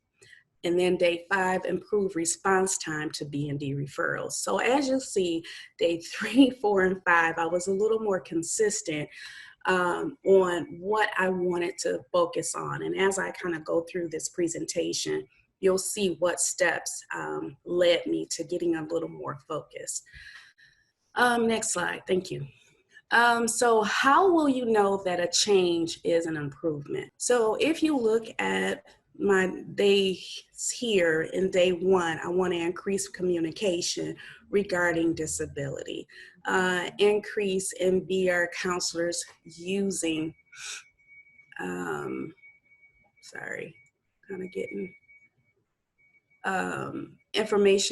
using information for counseling. Day 1, increase partnership and communication. It's still pretty consistent. Day 2, I talked about I would be able to understand the business needs better.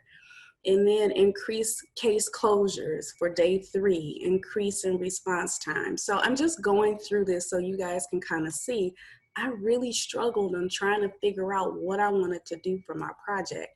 And this was consistent throughout my presentation for the class. And so I'm going to skip down here to day 3, increase case closures. Day 4, B&D referrals will have completed documentation. So in looking at that, let's move to the next slide. Okay, on day 3, I said that I would survey VR counselors to determine need to improve referral process. So I started to get a little more concrete about what moves that I felt that I can make to improve a system. Day 4, meet with VR counselors to discuss project and agree to use the checklist for referrals. So as you see, I was getting a little more concrete about what I thought would be a great process. So I was still confused in a day, the first, if you can go to the next slide, Eric, I needed help to get organized. So I was all over the place. I asked for help, and Jean Williams was able to get me focused on the right path. Next slide. Now, what did that look like? I would like to say this is where the magic began. I know it doesn't look like much, but Jean had me verbalize and select a process that I would like to improve. I said so many different things, and she finally said to me, what can you do personally to try and improve a system? And that kind of stumped me for a minute. I'm like, me personally by myself? I don't know. So I started to think about what process that I have in my control that I know that affected me directly. So I told her I would like to improve the business relation division referral process. I want to be able to increase the response time once referrals were received. This process, in increasing that process, will affect the VR counselor, client customer, and business customer success. So Jean had me take one sticky, and please note, stickies within our classroom were so important. So she had me take one sticky at a time and put each step of the business relation referral process on a sticky note. For a short time during this process, I was really unsure how this would lead to knowledge and understanding until we got to a part of the process which she asked me to analyze what I had mapped out. So, and she also asked me to kind of write out who was responsible for each step. So then Jean asked me to review the steps and ask, is this step needed? Can it be done in a different order? Can it be done by a different person? Can it be eliminated? And determine what value each step brings to the business relation, the business network division referral process. She really got me thinking about that. Now, this process mapping helped me understand quality improvement I wanted to make to reduce rework I was doing during the referral process. And please remember the last statement that I said, to reduce rework I was doing during the B&D referral process, because this statement will come to bite me on my butt later. So as you look at, for time's sake, I will quickly kind of go through what the PDS cycles I ran and why. As I said before, I want to reduce rework I was doing during the B&D referral process. So I thought creating a B&D referral process checklist to be provided to the counselor would increase the number of B&D referrals to our division that was received with correct information, therefore increasing the response time, because I would not have to do rework, chasing behind counselors, chasing behind customers and employees or employers to obtain information. So what moves did I make? So I intended to make a checklist for the VR counselor to follow when making referrals. I predicted this would increase the amount of correct information received, therefore increase response time to services. What really happened? I learned there was already several checklists available. So lack of information was not the problem. VR counselors had unlimited access of resources, which highlighted the B&D referral process. And in the slide here, you'll see we have eLearn, which highlights that process. We have counselors who have personal notes, which highlight that process. Of course, we have the B&D checklist. We have the B&D referral modules. We've also done trainings within the districts. So what I learned what's missing in my PDSA cycle was the voice of the customer. This training, meaning our IQI training, helped me see not only was client customer and business customers, business was my customer, but VR counselors were too. In the beginning, I did not take into consideration the information which already exists regarding the B&D referral process. The voice of the customer was not represented in my cycles, only what I saw I needed to do my job. And I assumed counselors were not following the process when I needed to take a look at the system in place, not the individuals operating within the system. Next slide. So to be honest, I am unsure what my next PDS cycle will look like or what it will show. I will work with VR counselors, our B&D management and our district management to get information on what the B&D referral cycle looks like from their perspective. I predict this will improve what PDS cycles I will run and will increase what we are able to do to be able to learn regarding the B&D referral process. And the ultimate goal is to demonstrate a shared purpose, everyone working together as a system with the aim of everybody wins. Learning is shared, credit is shared, people experience mutual support and collective determination. And next slide, this is my thank you dance. Thank you, guys. Thank you, Keisha. That was excellent. And thanks for sharing your journey and all those Post-its. I loved it. So. Our final presenter is Trina Rucola. She is a business relations consultant with the Business Network Division out of Marquette, Michigan. So welcome and thank you for being here. My name is Trina Rucola. I work for the Business Network Division. I am a business relations consultant. Next, sometimes we're called the MRS SEALs. We're always doing like secret operatives that people aren't aware of. Sometimes we've been called the ninja, where there's been a sighting of us, but we're not really sure what we're doing. But I like to define this as more in line with Jake from State Farm. We kind of are the team that provides the support to the field office to understand businesses and to businesses to understand disabilities. So our journey began, the IQI Academy, and we were asked to develop the 3 questions. What are you trying to accomplish? And just like what you hear a consistent theme of is that a lot of us went really big. And if you look at mine, oh, get this. Each division working cohesively together, a paradigm shift with MSGCA, new WIOA indicators for all. I'm not even an MSGCA specialist, so I was just thinking big at the time. Through time, I was able to actually, if you look at what I ended up with, modifying needs and analysis tool. The modifying the needs analysis tool, that's the questionnaire. So how did I end up getting down and narrowing my process from starting so big to something so small and tangible? The magic of my journey. So first, it was learning about the knowledge. How do any of us really know what we know?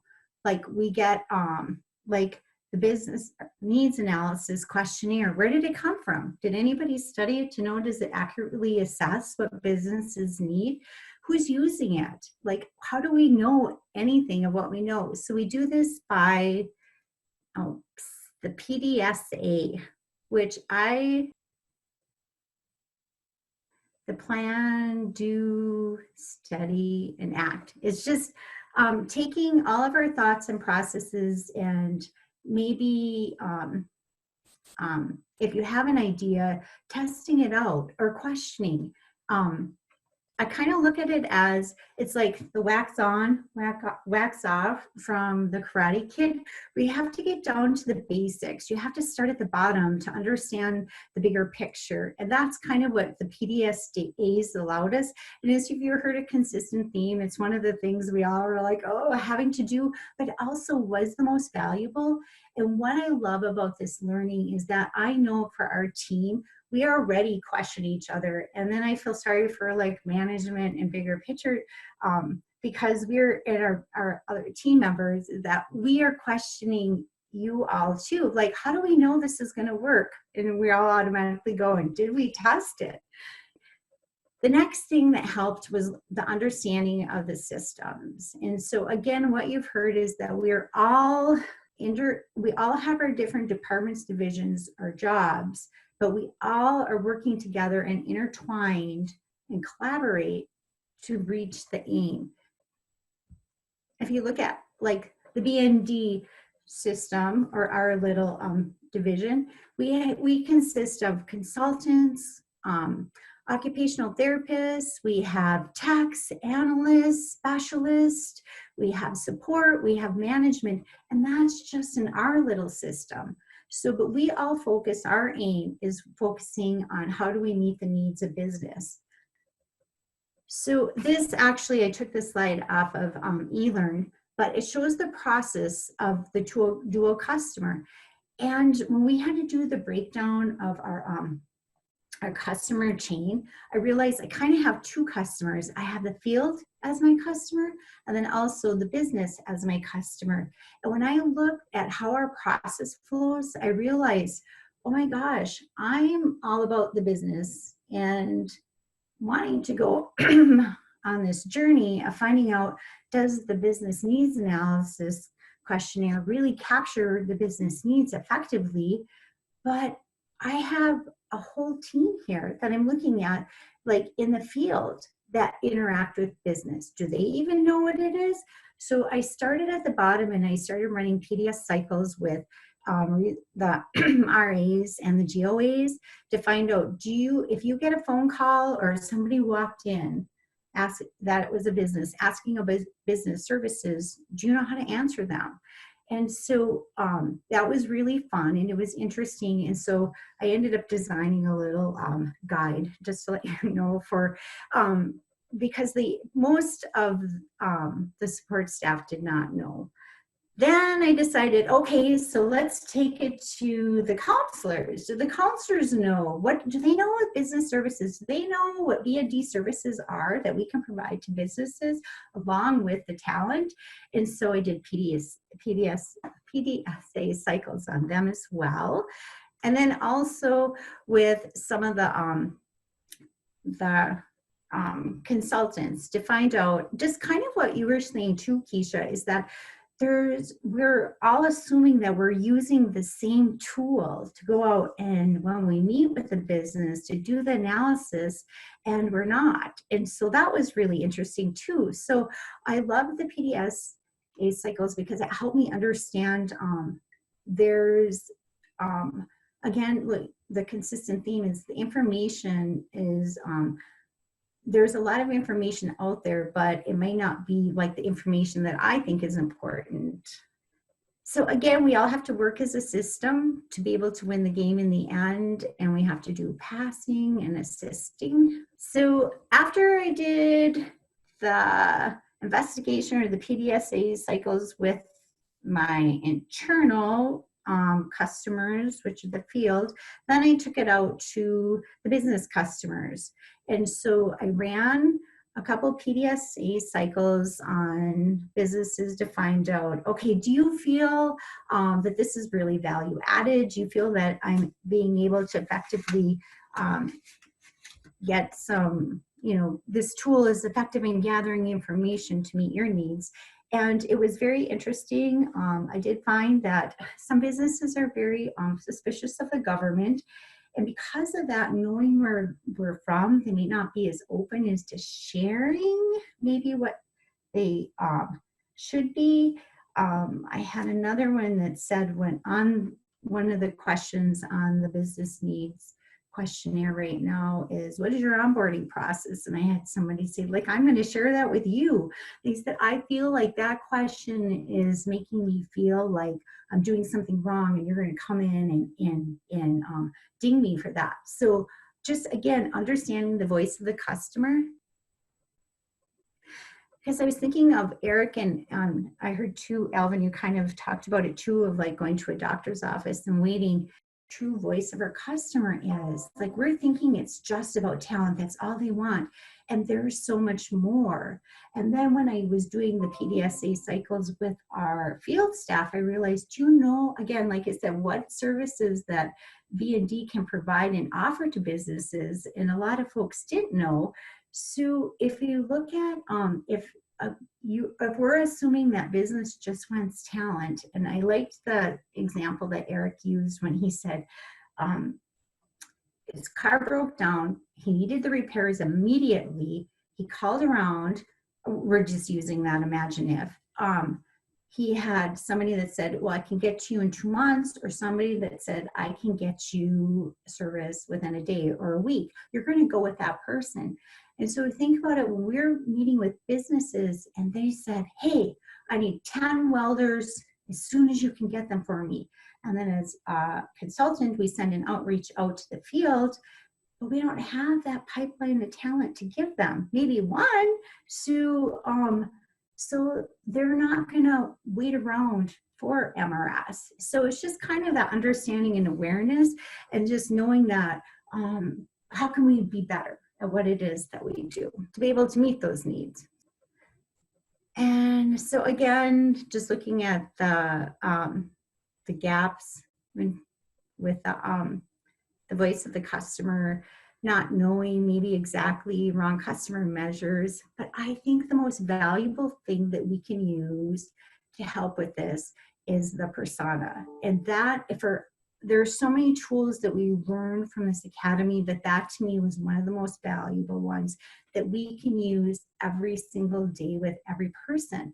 And what that is that you go, it's kind of like an MI, motivational interviewing kind of tool, where each person that you're going to meet with, like the business customer, go into their head, what is going on in the world? What is most important to them at the time? And that's how we can be most effective in being able to help them, because coming from business, we have valuable services that businesses would appreciate. And especially with the world with what's going on right now, how we're able to help them is going to be, again, so value added, but we have to be able to communicate. So how we can do that is by using a persona, meeting with different people and knowing what might be important to them. And then also it's really good too for managers and field staff to know also what's going on with your counselors. So again, the goal is to provide excellent customer service. So another tool that we learned was psychology. And it's so important. I looked at it as not only knowing what's internally going on in our system, but also outside for the business customer. But inside, if you think about it, we have to deal with people all the time, between the counselors working with the field or the talent job seekers for talent that come in. We have to counsel them. So we have to be on. As consultants, we work with businesses. We have to be on. So if inside we're not motivated or we have some issues going on, we are not going to be the best person that we can be to be able to do the job that we need to do, which is why I loved Vanita's and Angela's health and wellness in the workplace. And one of the things that I found also that was most valuable, what Eric had talked about, shared with us for psychology, was for a performance review, not just waiting for once a year, but having a conversation consistently, even if it's monthly.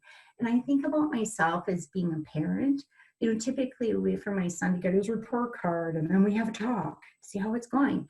But had I just had a monthly conversation with him, or even for businesses, it doesn't have to be, like we said, sometimes it's a challenge just getting in the door. But if we just have a conversation consistent, a presence, once a month, just showing up, just doing an outreach, hey, just checking to see how you're doing, that is just going to be just amazing. And so what I did then is pulling back, going to the PDS cycles, what I did is, developing this tool. Okay, I'm finding out maybe that the tool that we use right now, the business needs analysis questionnaire, isn't the most effective. So I pulled in from the system SDU to Melissa to have it analyzed for motivational interviewing.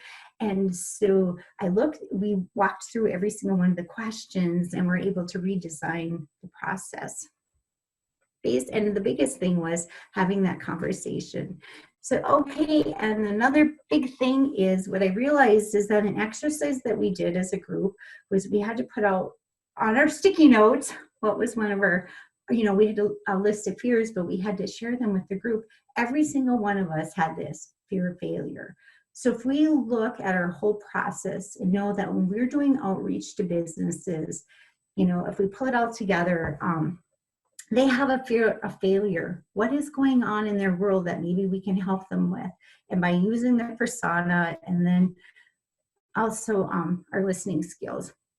So my predictions were that, well, to start off was obviously really big, but then when I got down to, yes, we probably do need to modify the our business needs analysis questionnaire to make it more effective for meeting the business needs. But more too on it, it doesn't have any of the BND services. So, and then also what happened, I learned a lot about like also the field staff and what they know related to business, and then also to BND services, but then also for businesses. Like they were really honest about what would be most effective and beneficial for them. And again, talent is part of it, but that's not all of it. So, and then what I learned again is that I questioned everything now. But before, I don't know, I maybe would think about something, but now it's like I have a tool and a means, and I have a team to be able to challenge and test a process. And I think it just makes us better. And so working together, we will be able to be really successful. Thank you. Thank you, Trina. I really appreciate your commitment. Your learning has been impressive because, like you said, you took something from very, very big and brought it down to a manageable level, something that we're all trying to focus on so we can produce improvement. To all of today's Capstone presenters, thank you and good job. I appreciate your willingness to talk about your learning struggles and to share your insights. Participants in this MRS Academy will continue to receive my support for your PDSA improvement cycles. We will use the digital tools we have begun to provide on the IQI website as part of that work. Tammy Williams and I will be in communication with you about the MRS Communities of Practice, which will continue the work of integrating improvement knowledge and improvement practice into our day-to-day work. As we conclude, does anyone have anything else they want to add? I hear applause. Thank you. Yes. Good work, everybody. I think we should all be happy dancing. Yeah, there we go. Yeah. I just want to say I am so incredibly proud of all the work that everybody has done.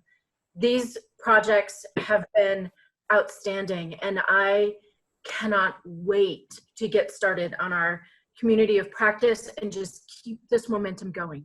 And so just outstanding job, everybody. Thank you so much for all of your hard work. I didn't feel so good. I took my tie off. That's great. Excellent. But no, I concur with Tammy said. This class has, really, I had to think different. I went to a mindset like it was like a type of book lecture class and go back and I really had to work, and I appreciate that it pushed me. So I'm that type of person. I need that push every once in a while to get things done.